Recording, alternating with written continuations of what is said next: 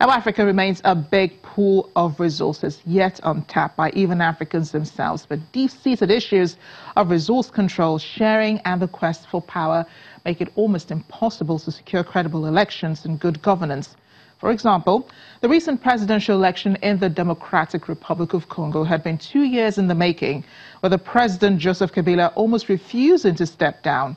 It took lawmakers insisting on implementing the constitution to prevent him running again.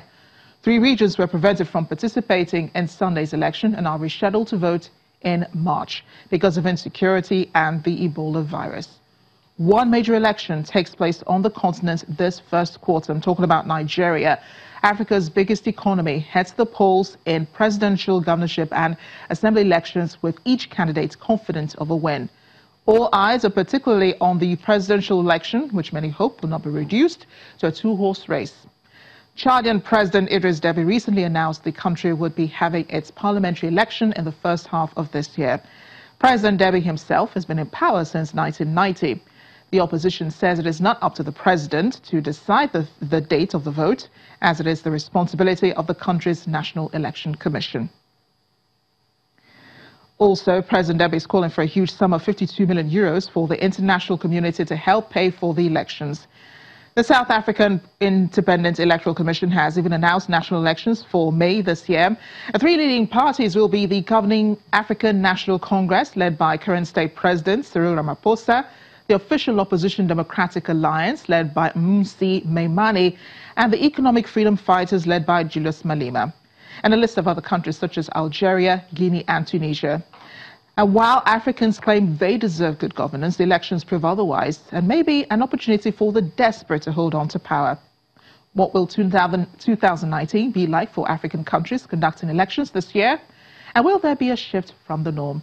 I'd like to bring in African Affairs analyst Yinka Oyiniji to join us now. Mr. Oyiniji, a great pleasure having you here. Happy New Year. Thank you very much for my first invitation in the year. And your first interview this year also. Yes, ma'am. A great year will be for all of us. Yeah, I still meant to that. So as I was saying in that little piece, there are lots of elections planned for this year on the continent.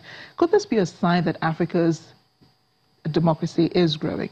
Oh, well, we will say it's growing. And I would say it's growing in the right direction, because even when we have negative incidents and events, they come together at some point to ensure that we move only in one direction, so that even if what we get this year as a result of inadequate planning, as a result of conflicts and all of that, even if what we get doesn't show as if there's a right atmosphere, it shows that we are not going back to that place of apathy where people are not coming out to be part of it. So whether we are prepared or not, we are moving closer to it. The state leaders have moved away from not conducting elections to having to conduct elections, even though it's a shame that some of them are still asking for foreign intervention by way of funding. That's a real shame. Yeah, and that's happening much of the time. The last elections we saw, the DRC held on Sunday last week.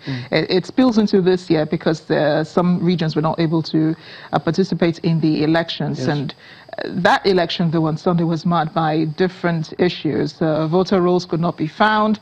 Certain polling stations did not open on time. And then there was this heavy rain that happened and so on. So is the reason the elections taking place at all, is this the only reason why people did this, are insisting on these elections, of course, is because they want a change of government. Okay. President Joseph Kabila has not wanted to hand over power. Yeah.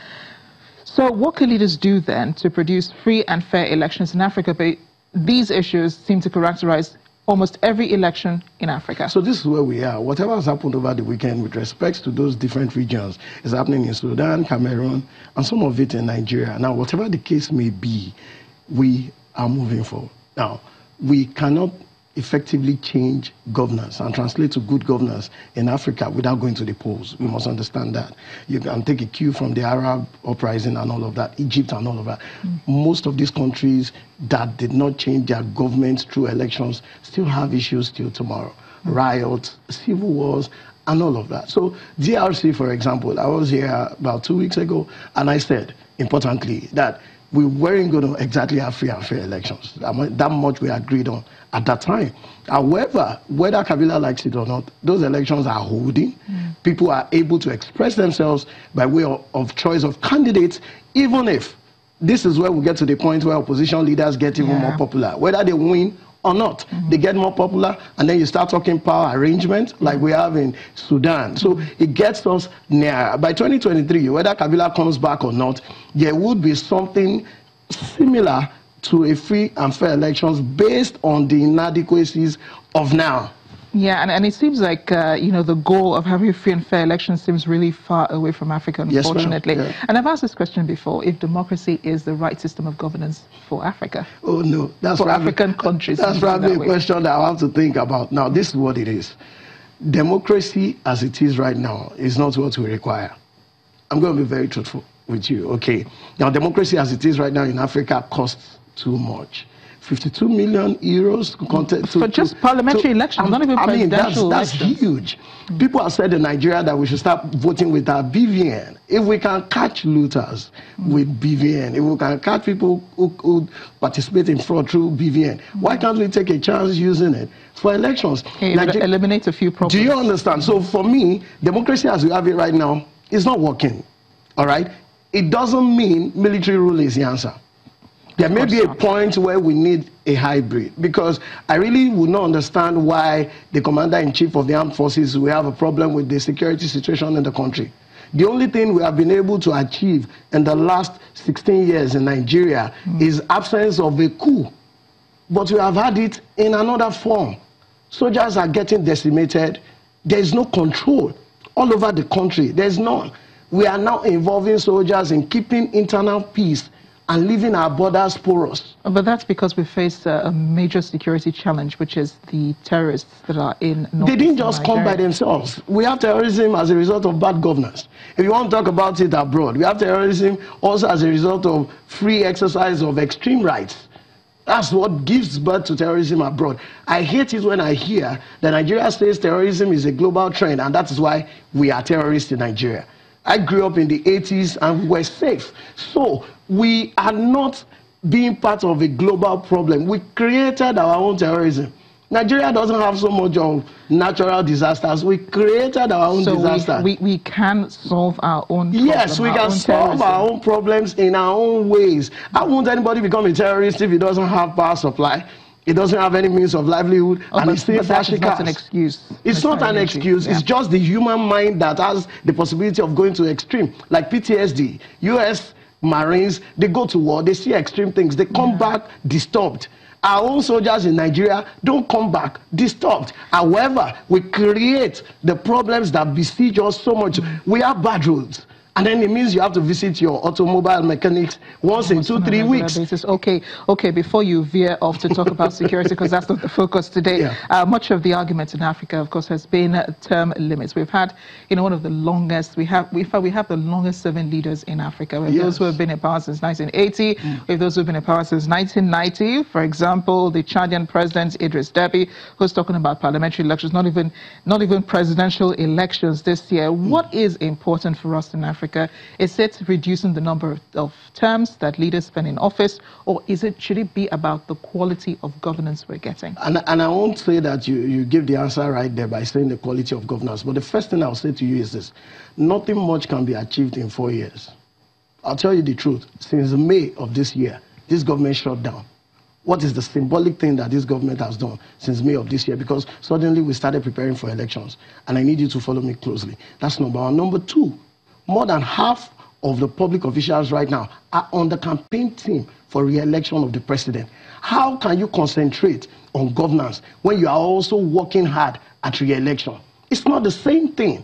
So, for example, Fashola is going to go to the Northeast to talk about power problems, and he's going to tell them as well that, you know what, you have to vote for Buhari to come back.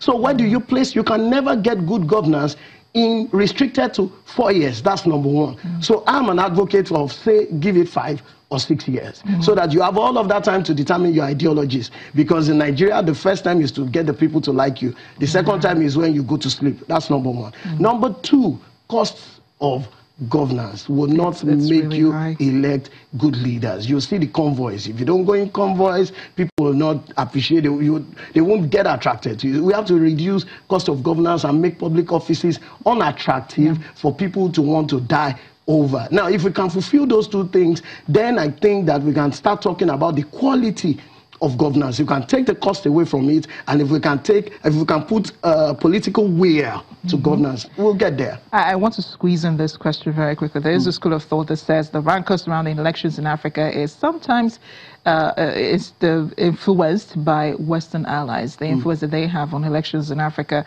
Is Africa forever bound to trying to please the international community, and do they need the international community to continue to validate their elections? Now, this is what it is. As long as we believe or rely on technology, Ghana is already going away from there.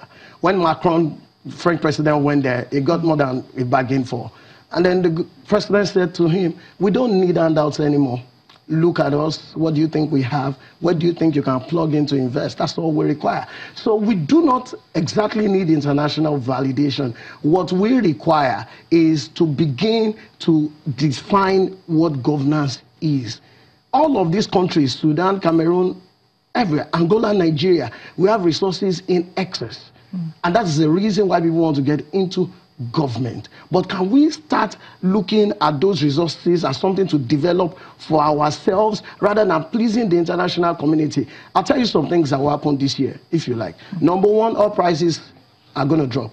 Number two, OPEC has started cutting down the output we can have. So it means we are sliding into recession. There's no doubt about that. We should have started preparing for that. Exactly my point. So it is a point where we should come together and determine that, look away from the resources for a moment for export purposes. Give your people quality living. And let's see a re-engagement with the international community, not as colonialists, not by whatever name they come again at this time. Well, thank you so much, Mr. Yinka Oyenichi. It's always a pleasure having you on the program. Thank you very much.